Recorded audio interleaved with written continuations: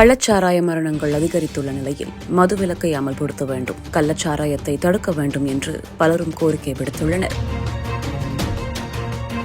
சுதந்திர போராட்ட தியாகிகள் கள்ளுக்கடை மறியலில் ஈடுபட்டதாக படித்திருப்போம். அப்படியானால் சுதந்திர போராட்ட காலத்திலிருந்து தமிழ்நாட்டில் மதுவிலக்கு அமலில் இல்லையா? அப்புறம் ஏன் தற்போது மட்டும் மதுவிலக்கு கோரிக்கை? கருணாநிதி மதுவிலக்கை ரத்து செய்தார் என்று அதிமுகவினரும், இல்லை எம்ஜிஆர் தான் மதுவிலக்கை ரத்து செய்தார் என்று திமுகவினரும் மாறி மாறி குற்றச்சாட்டுவது எதனால்?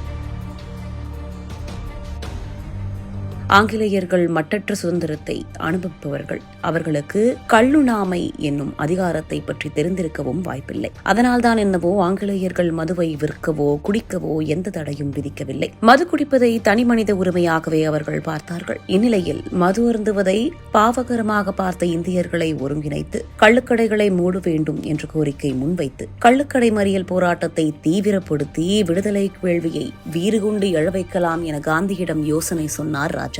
இந்த யோசனை சரியாக படவே நாடு முழுவதும் கள்ளுக்கடை மறியல் போராட்டத்தை தீவிரப்படுத்தினார் காந்திஜி. இருப்பினும் இதை ஆங்கில அரசு பெரிதாக கவனத்தில் கொள்ளவில்லை.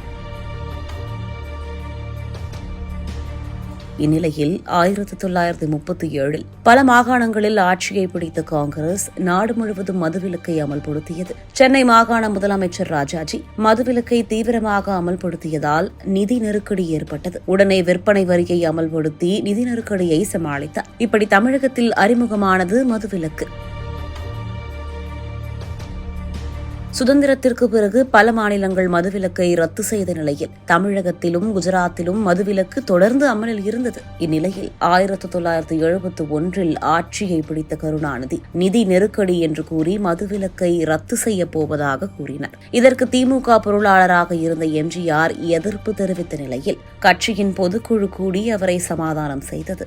சுதந்திர போராட்டம் முதலே மதுவிலக்கு கோரிக்கையை வலியுறுத்தி வந்த ராஜாஜி நேராக அன்றைய முதலமைச்சர் கருணாநிதி வீட்டுக்கு சென்று தமிழ்நாட்டில் மதுவிலக்கு தொடர வேண்டும் என வேண்டுகோள் விடுத்தார். வேறு வழி இல்லை, நிதி நெருக்கடியில் இருக்கிறது அரசு என கூறினார் கருணாநிதி. மதுவிலக்கை 1937 ஆண்டில் நான் அமல்படுத்திய போது நிதி நெருக்கடியை சமாளிக்கவே விற்பனை வரியை அமல்படுத்தினேன். அப்படி புது வழி இருக்கிறதா என பாருங்கள் என்றார் ராஜாஜி. இதை கருணாநிதி ஏற்காததால் வருத்தத்துடன் அன்று வீடு திரும்பிய ராஜாஜியோடு மதுவிலக்கையும் வழியனுப்பி வைத்தார் கருணாநிதி. 1971 ஆண்டு ஆகஸ்ட் 30 தமிழ்நாட்டில் மதுவிலக்கு ரத்து செய்யப்பட்டு தமிழ்நாடு முழுவதும் 7395 கள்ளுக்கடைகளும் 3512 சாராய கடைகளும் திறக்கப்பட்டன.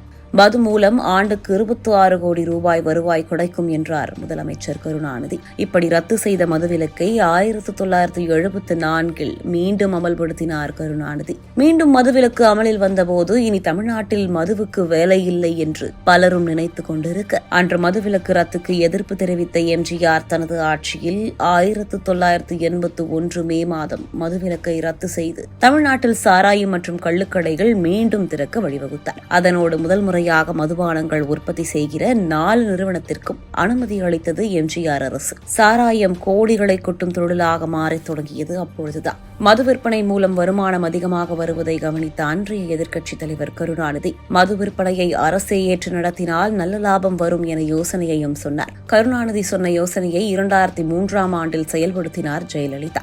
மதுவை முறைப்படுத்தி விற்கும் டாஸ்மாக் நிறுவனமும் எம்ஜிஆர் ஆட்சியில் தான் தொடங்கப்பட்டது. அதனோடு மதுவை உற்பத்தி செய்ய Balaji distilleries, MP distilleries limited, மோகன் breweries and distilleries limited, Siva distilleries, சாபல் டிஸ்டிலரிஸ் ஆகிய 5 நிறுவனங்களுக்கு தான் ஆரம்பத்தில் அனுமதி கொடுத்தார்கள். மற்ற நிறுவனங்கள் இதற்குள் நுழைய பல்வேறு தடைகள் விதித்தார்கள். இந்த தடையை 2001 ஆட்சிக்கு வந்த ஜெயலலிதா உடைத்து தனது தோழி சசிகலாவுக்கு சொந்தமாக கூறப்படும் மிடாஸ் கோல்டன் டிஸ்டிலரிஸ் நிறுவனத்திற்கு அனுமதி கொடுத்தார். மேலும் டாஸ்மாக் மூலம் மதுபான கடைகளை அரசே நடத்தவும் உத்தரவிட்டார் ஜெயலலிதா.